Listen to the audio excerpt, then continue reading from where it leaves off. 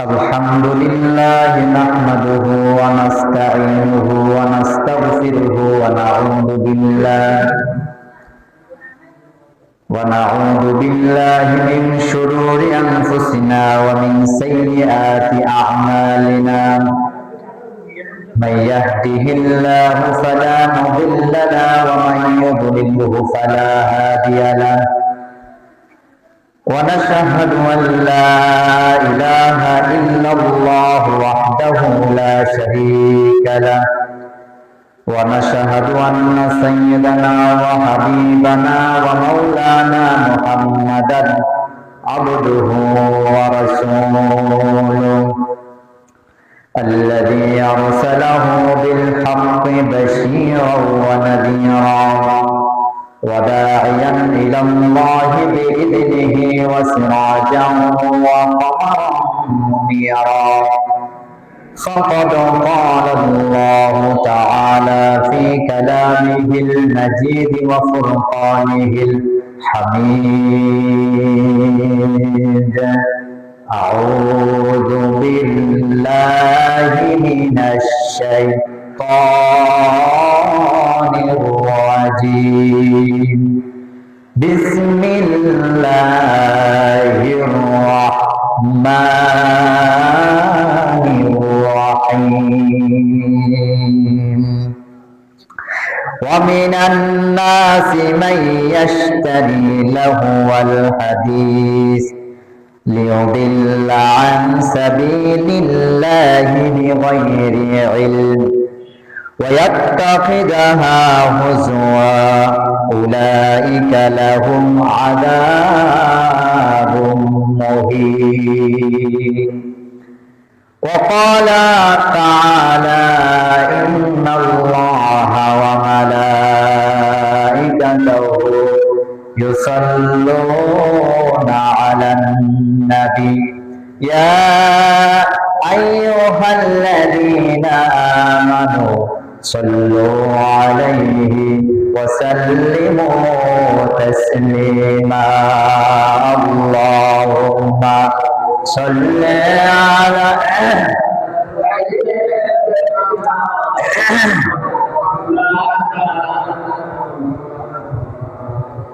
وعلى آل سيدنا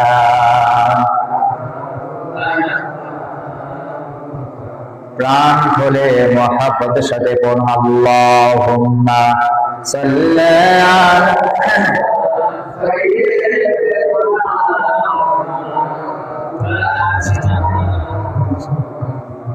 وعلى آل سيدنا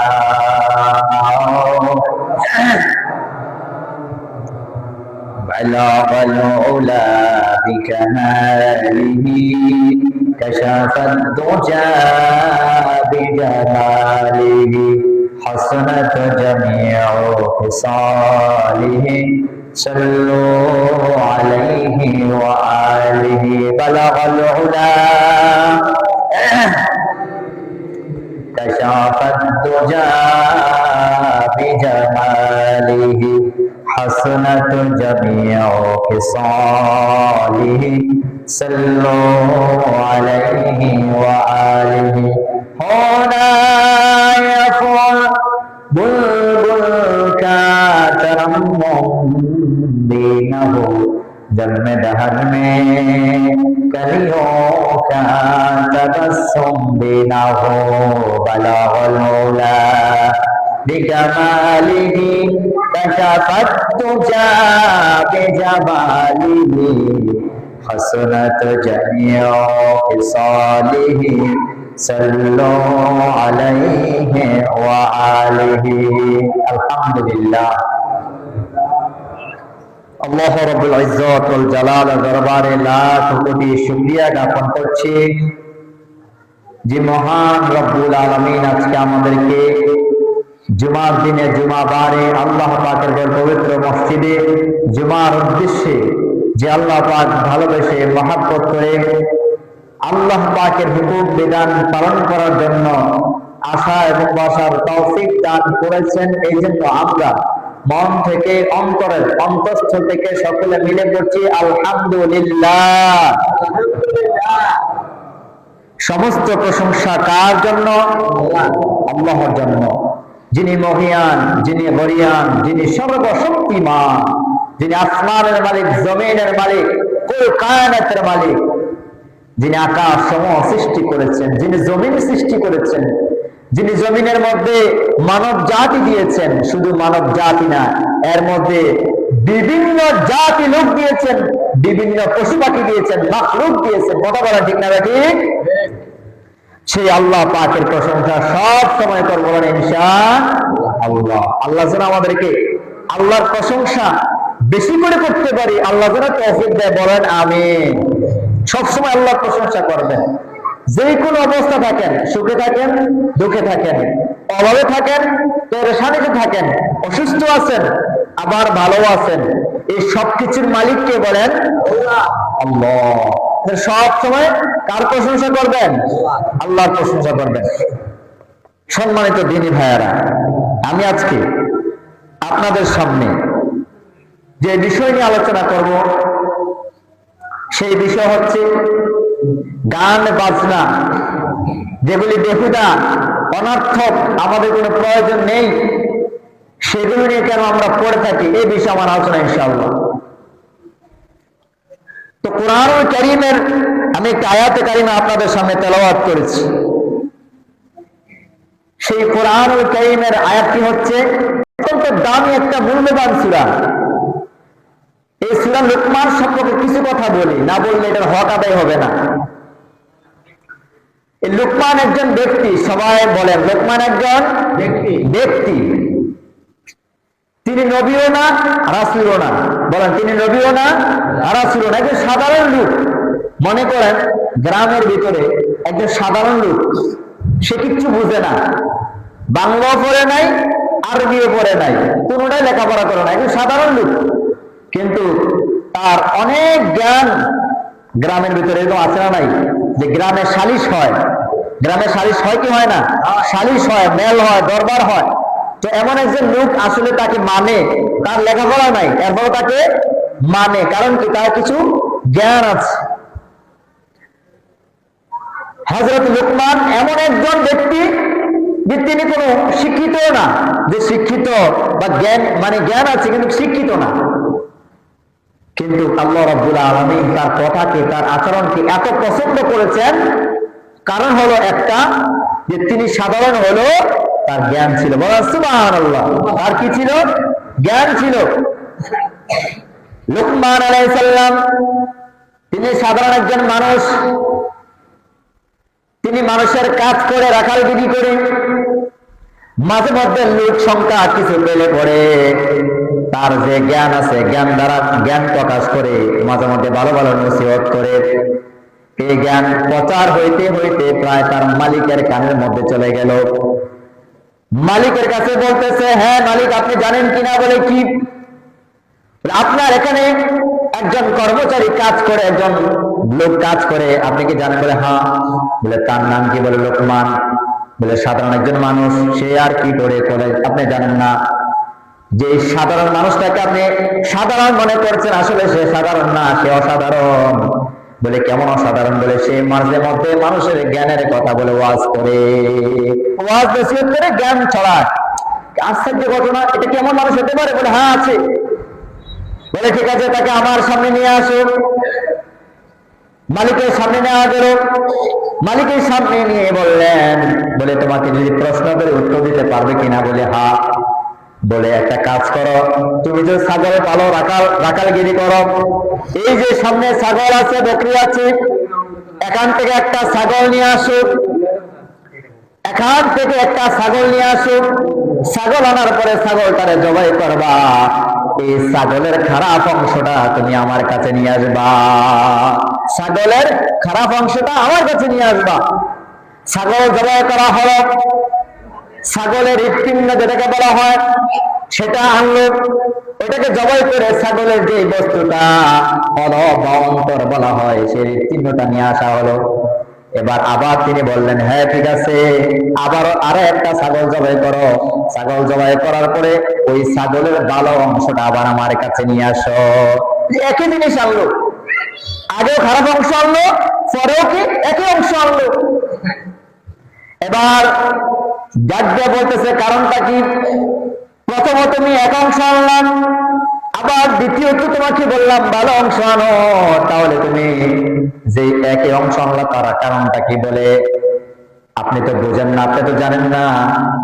আর এই যে প্রথম যে অংশটা আনলাম সেটা হলো কলব, প্রথম যে অংশটা আনলাম সেটা কি? কলব, হৃৎপিণ্ড। আবার পরে যেটা আনলাম সেটাও কলব, একই কথা। কিন্তু মানুষের অন্তরের ভিতরে ভালো আছে এবং মন্দ আছে, যেটা বলেন কথা ঠিক না বেঠি? লোকমান তো এমনি এমনি কি হয় নাই, লোকমান এমনি এমনি এত উপরে ওঠে নাই। একই বস্তুর যে জিনিসটা, এটার ভিতরে ভালো আছে খারাপও আছে। আপনি মানুষের দিয়ে দেখেন, এখানে যারা আছেন কিছু সংখ্যক মানুষ ভালো, মন মানসিকতা ভালো, উদারতা, আবার কিছু সংখ্যক মানুষ আছে খারাপ, আছে না? বলেন, মন মানসিকতা একেবারে ঠিক নাই। এই দুই সংখ্যক মিলে মানুষ, আল্লাহ পাক মানুষ সৃষ্টি করেছেন, আর মানুষের বিবেকের মধ্যে বুদ্ধি দিয়েছেন, জ্ঞান দিয়েছেন, আকল দিয়েছেন। এমন করে হযরত লোকমান আলাইহিস সালাম আল্লাহ জ্ঞান এবং বিবেক দিয়েছিলেন। সুবহানাল্লাহ। শুধু তাই নয়, আল্লাহ পাক রব্বুল আলামিন হযরত লোকমানকে আরো জ্ঞান দিয়েছেন। সেই লোকমান, এই সূরা লোকমানের মধ্যে আছে, হযরত লোকমান তার সন্তান ভূমিষ্ঠ হওয়ার পরে তার সন্তানকে কমপক্ষে 10টা ওসিয়ত করেছেন। কোন কয়টা? সবাই বলেন কয়টা? 10টা ওসিয়ত করেছেন। লোকমান আলাইহিস সালাম 10টা ওসিয়তের মধ্যে অন্যতম ওসিয়ত করেছেন, হে লোকমান, তুমি তোমার সন্তানকে বলো কোনদিন যেন তোমার সন্তান আল্লাহর সঙ্গে শিরিক না করে। বলো সুবহানাল্লাহ। তারপরে পিতামাতার কথা বলা হয়েছে, ইমানের কথা বলা হয়েছে, পিতামাতার খেদমতের কথাও বলা হয়েছে, 10টা নসিহত। তো লোকমান আলাইহিস সালাম নামে এই সূরাটা, লোকমানের নামে কেন সূরা দিলে বলেন? তিনি একজন সাধারণ মানুষ, এই সাধারণের ভিতর থেকে আল্লাহ তার জ্ঞান দিয়েছে, অনেক জ্ঞান তার ভিতরে দিয়েছে। সুবহানাল্লাহ বলবেন না?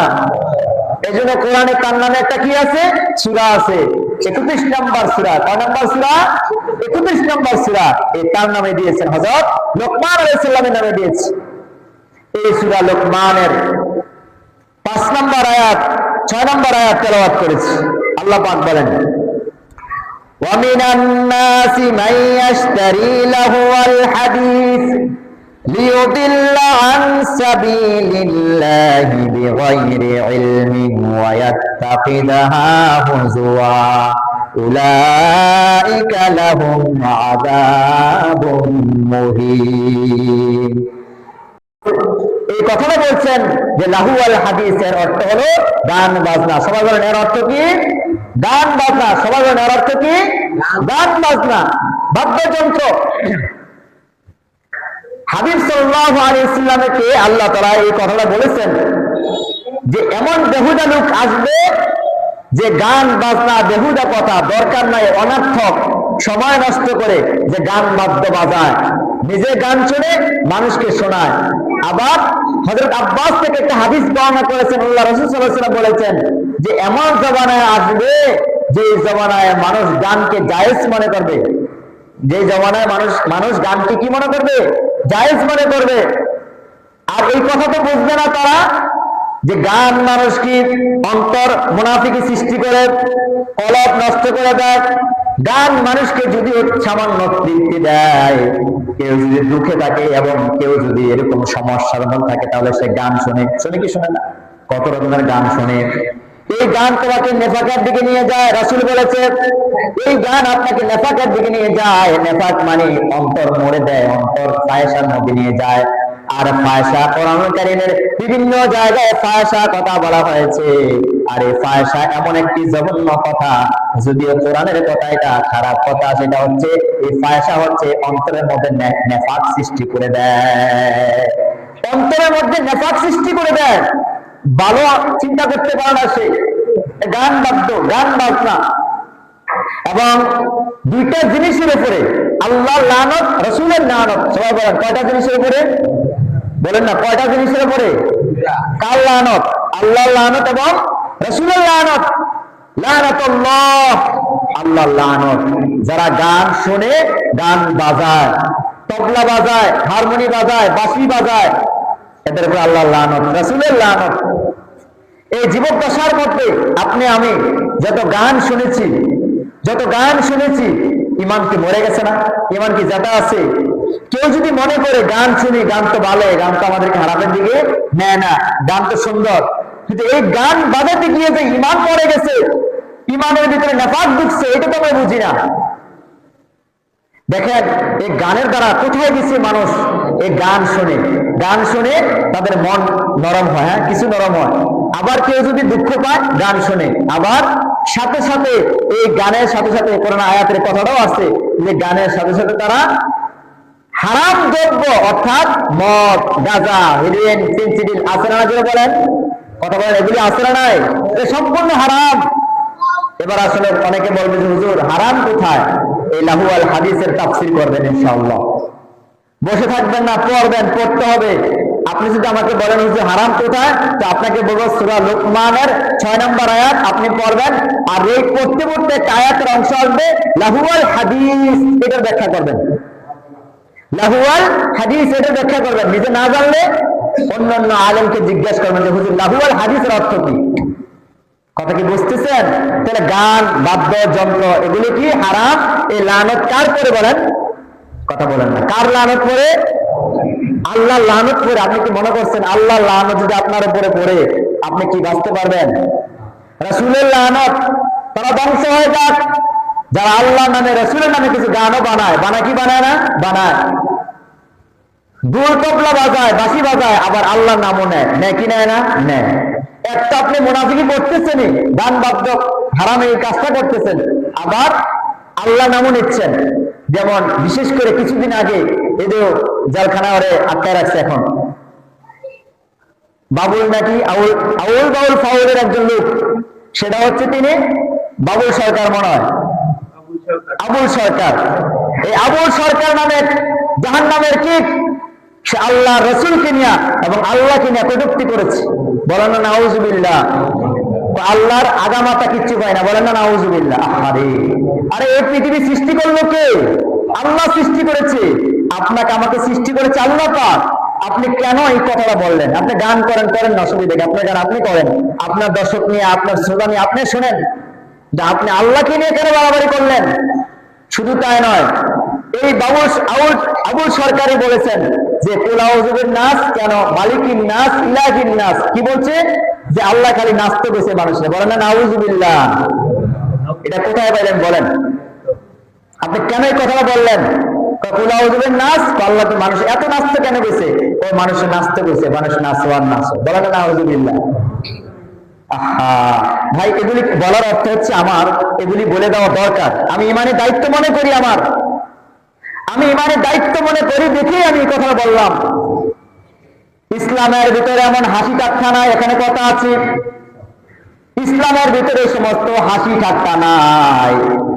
যারা ইসলামের ভিতরে হাসি ঠাট্টা করো, মজা করো, মস্কারা করো, মনে রাখবা যদি তোমাদের নামাজ থাকে, রোজা থাকে, কিয়ামতের ময়দানে আল্লাহ রাব্বুল আলামিন তোমাদেরকে জাহান্নামের কাতারে নিয়ে যাবে।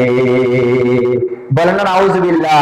ভাই, আল্লাহ কিন্তু খুব কেয়ারফুল, আল্লাহ তাকিয়ে আছেন, দেখতেছেন আমাদেরকে।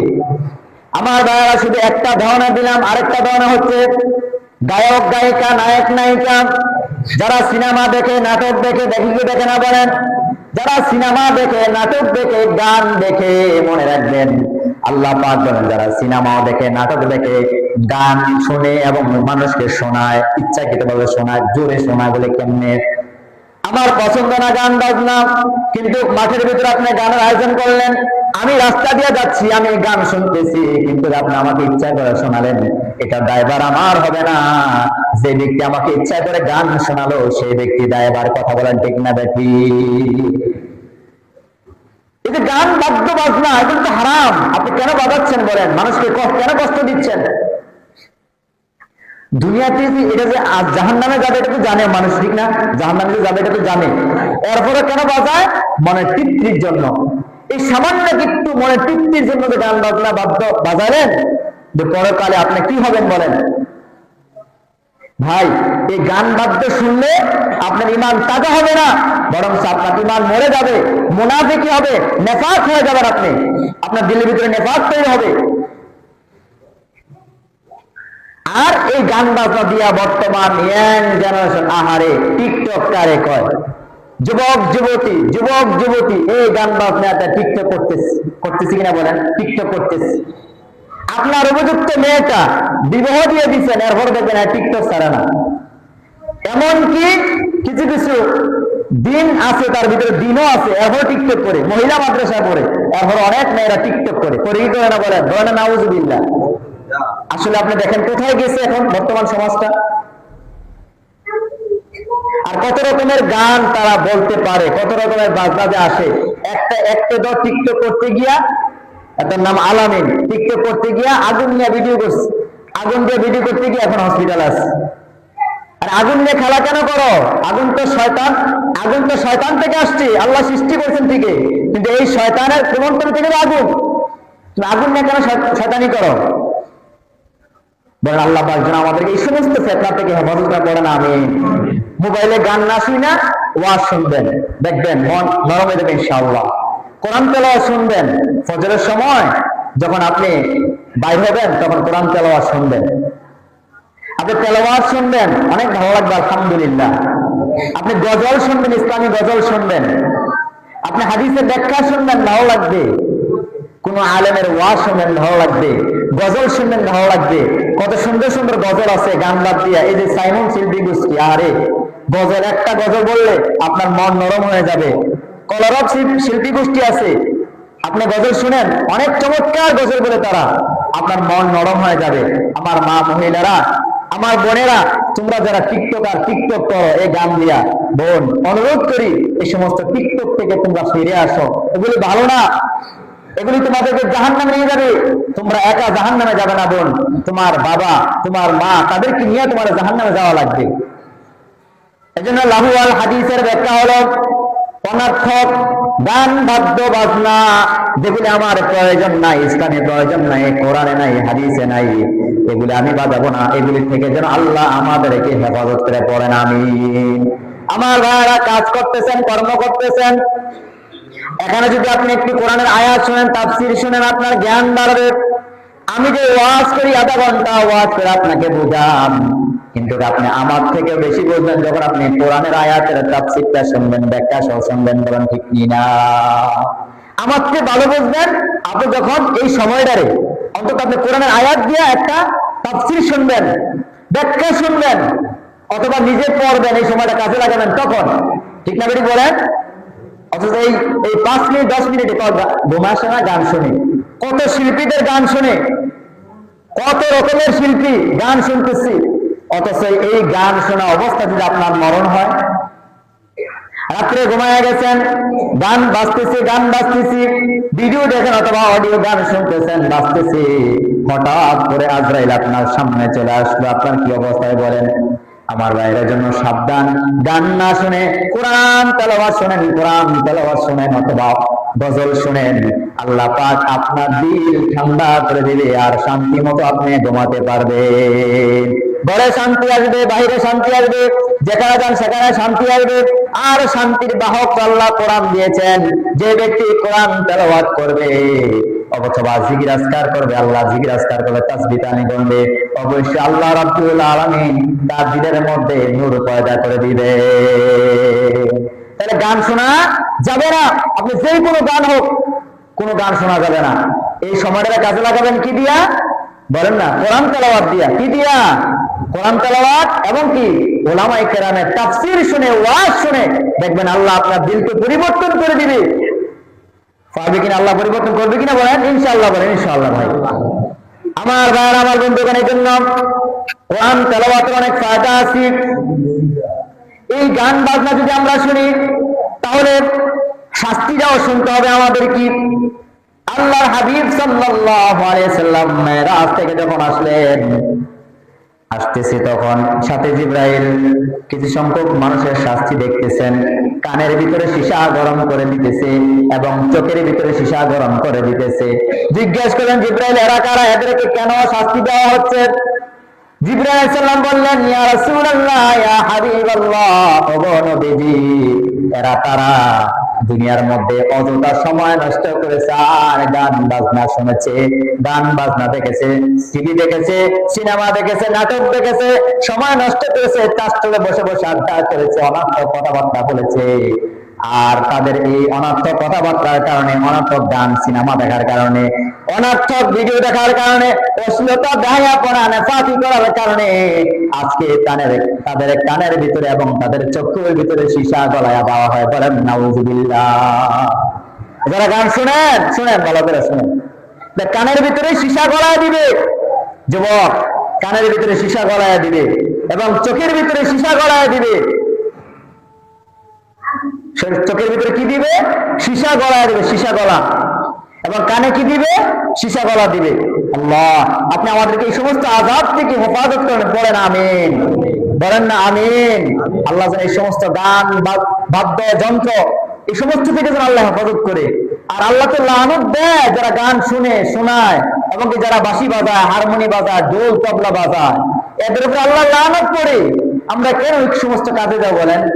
আল্লাহ যেন আমাদেরকে হেফাজত করে। বলেন আমিন। বুঝতে হবে, আপনি যদি না পান, কোরআন হাদিস রিসার্চ করবেন। আপনি যখন কোরআন হাদিস রিসার্চ করবেন, কোরআন হাদিস পড়বেন, বুঝবেন, তখন ইনশাআল্লাহ আমার তো বিশ্বাস, আপনি যখন কোরআন হাদিসের সঠিক কথাটা ধরবেন, তখন তো আপনার কাছ থেকে এমনি চলে যাবে গান বাজনা। ঠিক না? বলেন। আল্লাহ যেন আমাদের এই সমাজকে গান বাজনা বিহীন, অশ্লীলতা বিহীন, বেহায়াপনা বিহীন আল্লাহ পাক যেন হেফাজত করে। পড়েন আমিন। আল্লাহ এই সমাজটাকে মদিনার সমাজ হিসাবে তুমি কবুল করো। বলেন আমিন। এই সমাজের প্রত্যেকটা মানুষকে নেফাকি থেকে তুমি হেফাজত করো। বলেন আমিন। এই সমাজকে গান বাজনা ইত্যাদি এই সমস্ত নোংরামি কাজ থেকে যেন এই সমাজকে আল্লাহ হেফাজত করেন। এবং যে বিষয়টা অত্যন্ত লাজুক, যে বিষয়টা অত্যন্ত লজ্জাজনক, সেটা হচ্ছে মানুষগুলি ধূমপান করে, মানুষগুলি খারাপের দিকে চলে যাচ্ছে।